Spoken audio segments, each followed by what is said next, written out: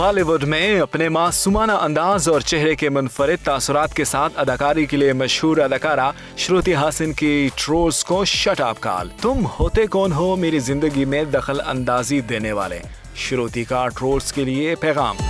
तफसीलात के मुताबिक श्रुति हासन पर एक अरसे से तनकीद की जा रही थी कि इन्होंने अपने चेहरे की प्लास्टिक सर्जरी कराई है और इनकी पुरानी तस्वीर को शेयर करके सोशल मीडिया पर इन्हें ट्रोलिंग का निशाना बनाया जा रहा था।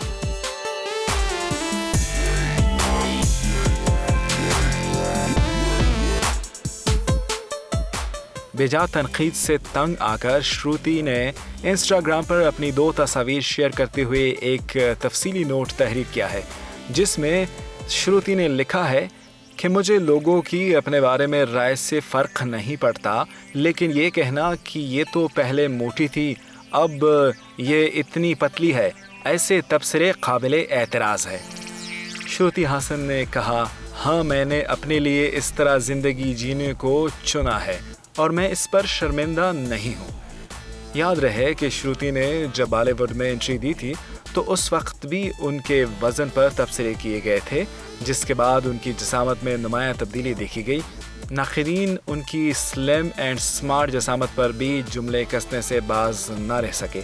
किसी ने इन्हें हद से ज़्यादा दुबली कहा तो किसी ने उनकी जिसामत को गैर मामूली करार दिया।